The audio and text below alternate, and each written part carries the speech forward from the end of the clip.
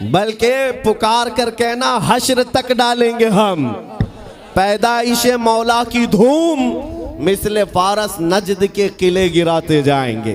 खाक हो जाएं अदू जलकर मगर हम तो रजा, दम में जब तक दम है जिक्र उनका सुनाते जाएंगे। दम में जब तक दम है जिक्र उनका सुनाते जाएंगे।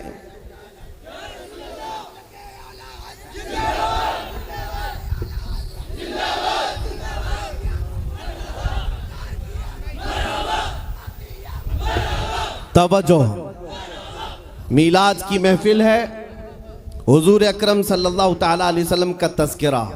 अब सुनो, आप तो अल्हम्दुलिल्लाह शौक़ से सुनने के लिए आए और बहुत सालों से सुनते भी हैं, लेकिन आज कुछ और कान भी खड़े हैं सुनने के लिए। मैं उनको भी सुनाना चाहता हूँ जो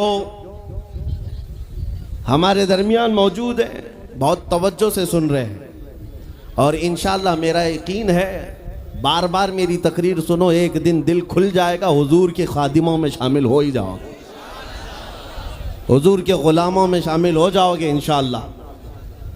इसलिए कि हम वही बात करते हैं जो रसूल करीम सल्लल्लाहु ताला अलैहि वसल्लम की इज्जत के लिए मेरे रब ने कुरान में फरमाया। बाकी हमारी इमेज लोगों में ऐसी बना कर रखा है कुछ लोगों ने कि ये भड़काऊ भाषण करते हैं, ये एग्रेसिव बातें करते हैं। मेरे अजीज़ों, किसी टूटे हुए रस्सी को दोबारा जोड़ देने का नाम भड़काऊ है तो मैं रोज़ भड़काऊंगा।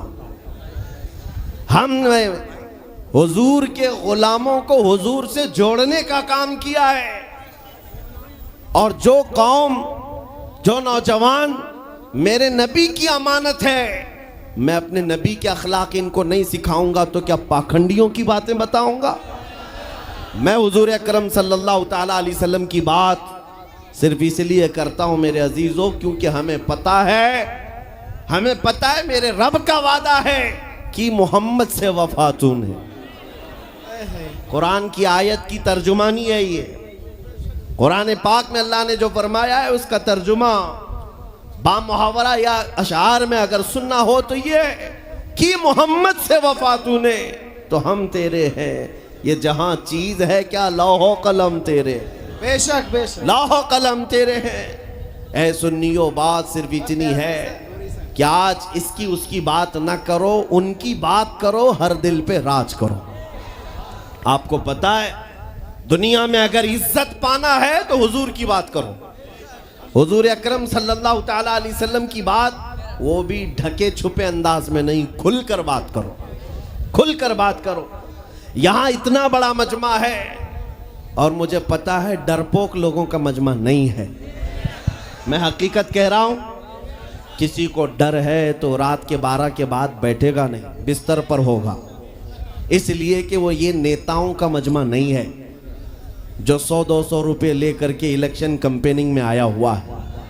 ये हुजूर के आशिकों का हुजूम है। ये नोटों के लिए नहीं, अपनी गर्दनों का नजराना देने के लिए आया। हुजूर की इज्जत के लिए हम अपनी जान फिदा करने को तैयार रहते हैं। लेकिन एक सवाल मैं इस मजमे से करना चाहता हूं। शबाब पर हैं आप, आपके अंदर जज्बात हैं, जोश है, सब है। एक सवाल मैं करता हूं, अगर दुनिया तुम्हें हुजूर अकरम मोहम्मद रसूलुल्लाह सल्लल्लाहु ताला अलैहि वसल्लम का गुलाम कहकर पुकारती है तो क्या तुम्हें कोई दिक्कत है? क्या तुम्हें अपनी बेइज्जती लगती है? इतना जोश तो जाहिर सी बात है होना ही चाहिए। अगर आपको ऐसा लगता है कि हुजूर की गुलामी से अगर दुनिया मुझे पुकारती है तो कोई दिक्कत नहीं और ना ही मेरी बेइज्जती, बल्कि मैं इसको अपनी जिंदगी की मेराज समझता हूं। हकीकत है या नहीं?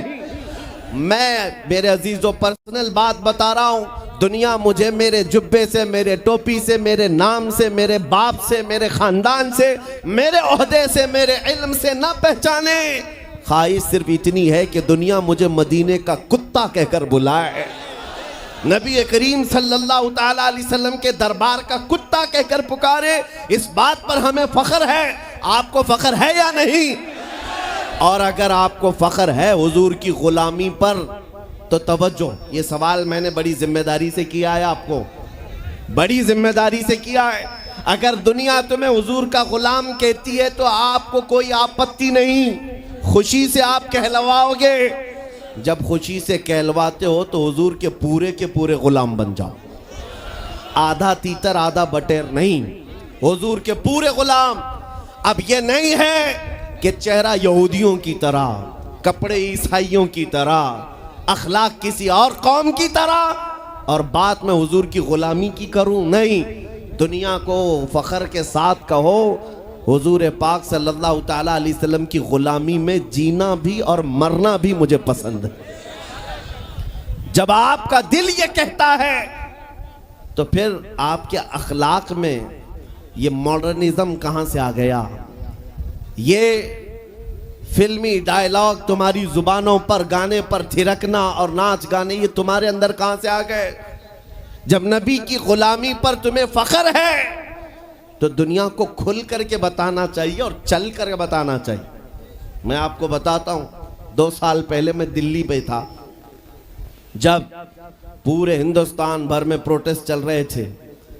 शाहीन बाग में भी गया था कुछ उलमा की जमात के साथ। उस वक्त बड़ी सख्तियां चल रही थी। एक साहब आए और कहा, आप ये इतना बड़ा अमामा, ये जुब्बा सब पहन के जा रहे हैं, बीच में कई जगह पर नाकाबंदी है, NSA लगा दिया जा रहा है, अरेस्ट कर रहे हैं।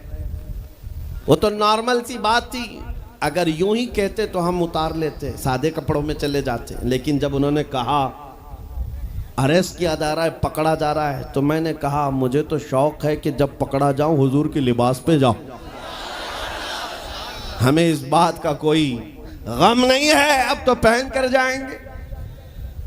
मैं अक्सर अपनी तकरीरों में कहता हूं, चंद दिनों पहले की बात है, एक ऑटो ड्राइवर साहब थे, उन्होंने आकर हमसे पूछा क्या इस जमाने में भी दाढ़ी रखना वाजिब है? हालात बहुत ख़राब हो चुके हैं, मसलियात और हिकमत में कुछ आप नरमी का कौल कर दें, नरमी की बात कहें। हमने कहा इस ज़माने में और बड़ा वाजिब है, और बड़ा वाजिब है। वजह यह है कि जिसको तलवार और चाकू नहीं चुभती उसे दाढ़ी चुभती है। और मैं अक्सर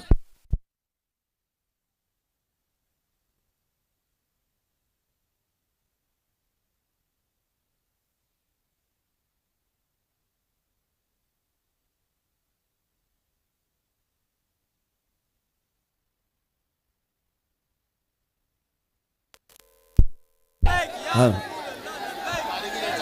यह आपके चरागां के लिए ही गुल किया गया है। सुभान अल्लाह, सुभान अल्लाह।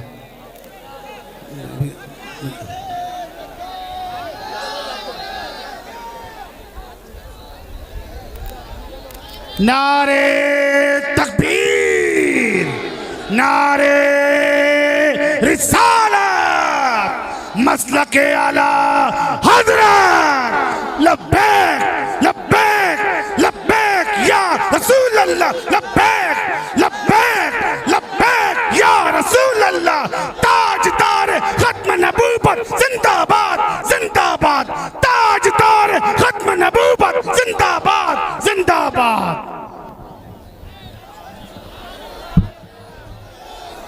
इधर दिख नहीं रहा। अजीज़ा निगरामी वक़ार, हुजूर पाक सल्लल्लाहु ताला अलैहि वसल्लम की मोहब्बत में अब मैं ही खड़ा हो गया, जितने खड़े हैं खड़े रहने दें, उनको देखना है इसलिए हम खड़े हो गए, इसलिए कि कुर्सी बहुत देर तक अच्छी भी नहीं है।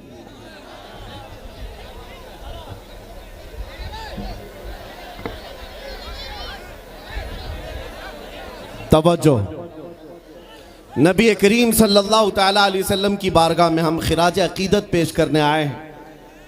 ऐ सुन्नियो, हमारी इज्जत, हमारा वक़ार हुजूर के कदमों से वाबस्ता है।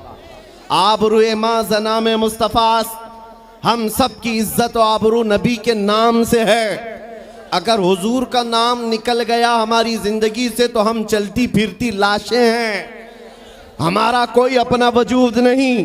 आपको पता है, तुम जितने सेकुलर बनना चाहो, जितने आम आदमी बन करके जीना चाहो, लेकिन फिर भी दुनिया तुम्हें नबी के नाम से ही पहचानती है।